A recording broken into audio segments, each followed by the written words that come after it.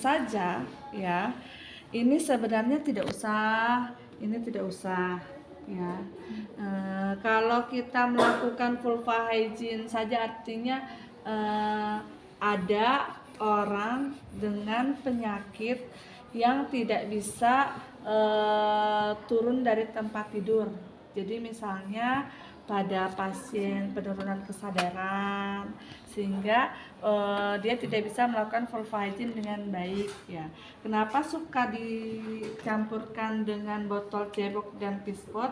Karena biasanya vulva hygiene sekalian dilakukan setelah pasien itu BAK ataupun BAB gitu ya. Tapi kalau dia nggak BAB BAK, ini nggak dipakai pun tidak apa-apa, cuma ini aja ya. Dan kalau misalnya vulva hygiene ini dilakukan pada pasien postpartum atau setelah melahirkan, ini ditambah ya, ditambah peralatannya sama pembalut ya, celana dalam ganti ya. Jadi setelah vulva hygiene nanti dipasangkan pembalutnya di celana baru dipakaikan ke si ibu ya. Karena kita keterbatasan peralatan, ibu hanya akan menunjukkan bagaimana cara melakukan vulva hygiene saja ya, yang ditujukan kepada pasiennya ya. Kalau postpartum itu banyak peralatan-peralatannya ya, karena kan harus ganti pembalut, kemudian ada larutan tambahan ya, ada larutan selain DTT. Mungkin kalau habis postpartum ada yang pakai air betadine ya, ataupun ada yang pakai NaCl juga ya. Cuma karena kalau postpartum itu kan dia ada jahitan ya di area genitalia, otomatis area genitalianya itu harus membutuhkan perawatan ekstra. Kalau misalnya vulva hygiene saja hanya sekedar membersihkan area vulva ya. Nah, kita akan melakukan praktiknya. Ibu akan memberikan contoh satu kali, nanti kalian bisa langsung mempraktikannya ya. Dan sebenarnya ya, ini itu peralatannya tadi Ibu sekali lagi ada yang kurang. Salah satu ada tisu. Tisu itu digunakan untuk mengeringkan atau ibaratnya setelah dia disiram dengan air dari botol cebok ke area misalnya urogenital atau saluran kencingnya, atau setelah BAB anusnya, itu kan dikeringkan pakai tisu ya, baru kita melakukan vulva hygiene. Dan ini kita kan menyediakan pinset sebanyak 2 Bu. Itu berapa? Udah Interview Bu. Oh udah, tutup aja. Sebenarnya ini ada 2 pinset. Ini kapasnya kering, dicelupkan ke air DTT. Khawatir ini terlalu basah, ini bisa kita peras ya, seperti itu ya. Jadi berlawanan arah ya, biar airnya turun, satu ke sana satu sana gitu. Baru nanti dibersihkan ya. Jadi tidak menggunakan 2 pinset pada saat pengerjaan. Ini cuma buat meres aja gitu ya. Pengerjaannya memang tetap menggunakan 1 pinset saja. Ini hanya untuk memeras supaya tidak terlalu basah gitu. Airnya nanti berecetan gitu ya, walaupun sudah ada pelak gitu ya. Ini kapas ini diibaratkan sebagai tisu ya, karena tadi cari tisunya nggak ada. Habis Bu. Iya kan nggak ada, namanya habis kan nggak ada. Alif ya. Ini Ibu minta handscoon-nya ya. Jadi nanti kalian gantian karena kalian tidak menyiapkan handscoon. Ya, makanya sekali lagi kalau pada saat kalian ada praktek KDTK atau pelajaran kakak, selalu sedia handscoon ya. mau handscoonnya dibuang kayak mau enggak terserah, mau kalian cuci lagi kayak ya terserah. Kan handscoonnya kalian yang pakai sendiri, ya. Mau kalian sayang lah, udah kamu pakai ada keringetnya kamu cuci, ntar dijemur, habis dijemur kamu pakai bedak lagi biar terus pakai. Emang benar, daur ulang. Ya. Tapi kalian sudah itu ya?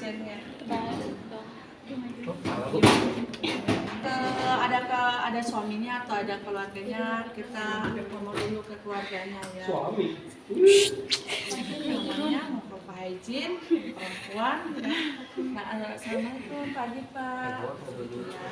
Perkenalkan saya Suster Yaya. Pak, hari ini dengan keluarganya Ibu siapa namanya? Siti. Siti Kurnia Mega. Bapak dengan keluarganya Ibu Siti Kurnia. Oh iya betul, dengan rekam medis nomor sekian-sekian dan diagnosa medis ini, iya saya Suster Yaya akan melakukan tindakan vulva hygiene kepada istri Bapak. Bagaimana Pak? Bapak memperbolehkan? Ya boleh. Ntar kita ke pasiennya juga tetap ya. Kita masuk tok. Assalamualaikum, selamat pagi Ibu Siti. Ibu Siti, saya lihat gelang namanya terlebih dahulu ya.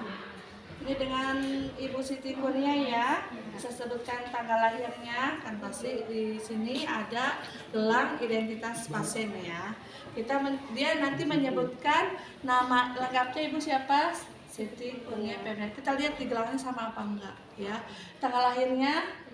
Nah, kenapa harus menyebutkan tanggal lahir? Karena ada yang banyak nama sama tapi tanggal lahir beda. Baru kita perkenalkan diri ya. Perkenalkan, nama saya Yaya Feria. Saya perawat yang bertugas di rumah sakit dari jam 7 pagi hingga jam 2 siang. Pada siang hari ini saya akan pada pagi hari ini saya akan melakukan prosedur vulva hygiene yang bertujuan untuk membersihkan area genitalia ibu agar ibu terasa lebih nyaman. Waktu yang diperlukan kurang lebih 10 menit. Bagaimana Ibu? Apakah Ibu bersedia? Baik, kalau Ibu bersedia, saya akan mulai melakukan prosedur tindakannya terlebih dahulu ya Bu. Nah, alatnya didekatkan, jangan lupa kamu pasang sampiran ya. Tirai. Oh iya, ini namanya biasanya sampiran. Tirai boleh. Dulu jangan sampiran. Jadi pasang sampiran atau tirai fungsinya untuk melindungi area privacy klien. Apa yang disebut privacy? Menutup semua agar dia tidak rasa malu, nyaman juga.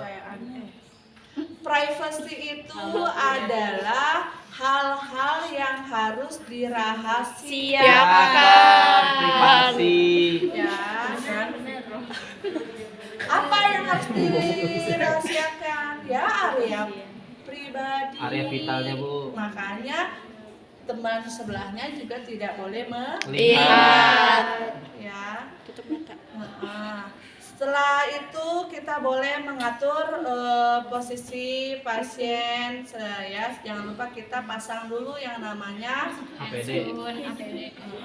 Sebenarnya kalau lihat di yang kemarin buku yang Ibu suruh kalian catat, jadi dia memasang sampiran terlebih dahulu, kemudian pasang perlak dulu, posisikan pasien, baru dia memakai handscoon ya.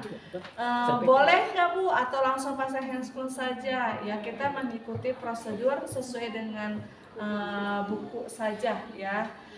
Kenapa? Karena memasang perlak dulu tidak pakai handscoon pun tidak masalah, karena kan area privasinya belum dibuka ya, area genitalia ya.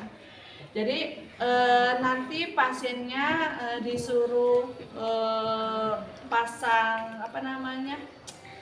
perlak, boleh suruh miring dulu terus baru dipasang ya, atau kalau pasiennya kuat untuk mengangkat panggul ya, boleh dia minta bantuan ibu bisa diangkat panggulnya gitu. Kalau penurunan kesadaran ini kan nggak bisa. Jadi cara pasang pelaknya kalau dia penurunan kesadaran nggak sadar ya, ini kakinya jangan dikerasin, kakinya diginiin ya. Nah ini di posisi seperti ini, posisi baru dia dipasang ya. Awas jatuh dulu. Dipasang ya. Seperti ini ya. Nah, nanti ininya baru ke sini. Nah, ini lagi ke sini. Ini salah baliknya ke sini, ini ke sini. Nah, ini tarik. Disesuaikan dengan bokong. Tapi kalau dia sadar ya, nggak apa-apa, kita langsung posisikan saja. JP. Maksudnya misalnya nih di sini. Buru-buru banget dong. Jadi misalnya maaf ya Bu, kita posisikan dulu ya, ini ke sini, ini ke sini. Nah, ya. Ini namanya posisi dorsal recumbens ya. Jadi posisinya ininya di itu. Dekat dengan gitu ya, posisinya begitu memang ya. Aing nggak maksudnya ngeliat kakinya. Posisinya seperti nempel di paha gitu ya. Jadi Di pantat, Bu. di pantat gitu. Dengan areanya terbuka karena untuk membuka area genital gitu ya. Bisa dia maaf Ibu tolong angkat bokongnya kalau dia bisa ya. Tapi kalau Ibu sih prefer sih mendingan dimiringin ya. Dimiringin dipasang ya. Baru nanti kita posisikan itu pasien lagi ya, posisi seperti ini ya. Nah, kalau udah pasiennya seperti ini, kalau di buku yang kemarin kita tuh baru cuci tangan ya. Nah, setelah kita cuci tangan, pasang handscoon, ini nggak ada ya? Nggak bisa ya Bu. Anggaplah ada ya. Kan kemarin banyak yang salah. Ayo, urutannya. Berketawa berarti saya itu yang salah tuh. Urutan Ibu, kalau cuci tangan itu menggunakan hand sanitizer itu waktunya 30 detik ya. Lalu dihitung 1, 2, 3, 4, 5 1, 2, 3, 4, 5. Nah, baru 1, 2, 3, 4. Ini baru mengunci kanan. Biar harusnya nggak pakai perhiasan ya. Habis itu baru ibu jari ya. Habis ibu jari baru kuku ya, diputar. Cuci langkah itu ada 6 menurut WHO atau World Health Organization. 7 langkah itu biasanya dilakukan sampai siku ketika mau masuk ke ruang operasi. Ya. Jadi tangan kita ada 6. Ada yang bilang 5, kapan? Berarti ada yang bilang 8, ada yang bilang 7. Ibu, berarti kalau misalnya kayak cuma praktek itu nggak usah sampai 7. Biasanya sih cuma sampai doang. Ya, karena fokusnya ke pergelangan tangan. Biasanya kalau cuci tangan steril itu baru sampai siku. Dulu sampai siku sih, tapi yang terbaru cuma 6 langkah aja. Ya, sampai siku operasi. Iya, kalau mau operasi baru. Dan habis cuci tangan kalau mau operasi pasang Handscoon. nih. Kamu kalau pasang handscoon boleh nih taruhnya di sini, tapi jangan ke sini. Ini kan tempat sampah bengkok. Jadi dipasang seperti ini, makanya kenapa sama ibu di di gulungnya 2 biar enak ya ngebukanya. Ini juga sebagai bentuk dari estetika. Jadi perawat itu Ya kamu kan di sini. ya kamu ya effort sih yang kesini. Iya. Ibu lanjut emosi gara-gara kemarin, gara-gara tadi ya. Ingat ini karena pakai sarung tangan steril, bersih, jadi kita tidak ada prosedur khusus ya, kecuali pakai handscoon steril ya. Kalau handscoon steril kan ada ya, ada glove to gloves. skin. Ya. Nah, kalau udah kayak gitu, sebenarnya harus dibuka itu celana dalamnya. Makanya kata ibu, ada celana pendek atau celana dalam nggak? Bisa celana, ya. Jadi kita tetap menjaga area privasi pasiennya. Ibu mau buang air kecil nggak? Kata dia, oh saya mau buang air kecil dulu. Oh ya udah kalau mau buang air kecil dulu. Nah ini, dibuka, kasih dia pispot. Kalau perempuan itu pispotnya begini, atau disebut bedpan. Kamu nyebutnya apa ini? Pispot. Dia kenapa tadi ibu dikasih pispot yang begitu? Maaf ibu, diangkat pantatnya. Sudah nyaman bu? Ya. Kayak gitu Bu Ibu pasangnya. silakan. Kalau mau buang air kecil ditutup dulu. Nah, kalau sudah ibu bisa kasih tahu saya ya. Sudah sus. Oh kalau sudah ya udah yuk. Kan kata dia udah. Kalau udah tinggal dicebok pakai mana tadi alat kelaminnya. Alat kelaminnya tuh. Bu yang bagus aja Bu, jelek dah itu. Ini aja jepit. Nah biasanya kan itu ya. Kalau udah berarti tinggal dicebok ya, disiram. Bagus ya keluarnya ya. Kalau udah Ada airnya bener. nggak apa-apa deh. Dibersihkan, coba pakai tisu. Anggaplah ini tisu. Iya, ya. Sekali. Udah. Kalau kurang kering biasa sampai 1-2 kali. Cuman tisunya nggak ada. Anggaplah ini tisu ya. Tapi nggak ibu buang di sini ya. Terus buangnya di mana Bu? Harusnya kan ini mau dipakai lagi ntar. Pura-pura dong. Pura-puranya ya. Kalau itu dibuang di sini juga nggak apa-apa di pispot. Tapi biasanya ada yang Tempat sampah. juga nggak apa-apa. Bengkoknya nggak ada. Ya, ada. Kalau udah, maaf ibu diangkat ya. Misalnya ini kan isi air pipis, makanya kalau udah digunakan pispot itu ditutup supaya aromanya tidak Bau. Hmm. Jengkol. Kalau sudah, baru ini nih bengkoknya didekatkan di sini ya. Termasuk sebenarnya peralatan yang lainnya. Ini biar lebih memudahkan saja. Boleh pindahin nggak sih Bu? Ya, boleh nggak apa-apa. Nah. Sebenarnya bisa kita lakukan di sini, cuma kan nanti areanya terlalu jauh, takutnya pas lagi jatuh. Iya. Apa namanya ininya? Misalnya ini kamu merasa di sini, terus ke sini kan jauh tuh, jauh ya. Jadi lebih baik ininya didekatkan di pasien gitu ya, lebih dekat lebih bagus. Ini kan diisi air DTT ya. Ini kalau sudah dikeringkan, nah ya ingat ya, tangannya itu kan pakai tangan kiri. Ini mah pentem udah kebuka, kalau misalnya itu kan belum kebuka, jadi harus ke sini dari sebelah kiri dulu ya. Nah ya, 1, 2 ya. Atau kalau kamu nggak mau ribet kayak begini, bisa kapasnya udah disiram RDTT dulu. Boleh. Boleh, tapi langsung digunakan. Kalau direndam aja nggak boleh. Itu jadi kuman dong. Iya dong. Lama-lama berkembang biak. Kan ntar nggak hangat lagi. Iya. Bukan diguyur.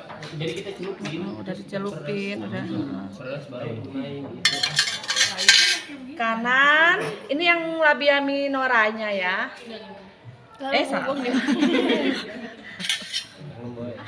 Kalau Sambari ngomong kadang-kadang itu ya, Grogi ya Bu? bukan grogi, lupa. Nah, Berarti ini yang di dalam ya Bu? iya. Nah sekarang Vaginanya. dari ini sampai ke perineum, perbatasan ini nih. Dimasukin, Bu? Enggak, perbatasan tengah ini cuman kecil kan sebenarnya ini ada ini nih kan sebelum lubang. Ya. Tahu lagi Bu? Kamu nggak ikut kemarin ya, kamu kan lagi. Iya. ada yang namanya vestibulum. Jadi dari atas sampai ke vestibulum ini, terus ini, terus satu lagi. Nah, baru sampai bawah. Nah, dari sini sampai sini. Sampai habis nih. Pokoknya tuh dari Sebenarnya nggak lewat kalau dia nggak pupuk mah nggak usah. Cuman kan ini kan memang pentemnya isinya segini. Ih, ketawa dah.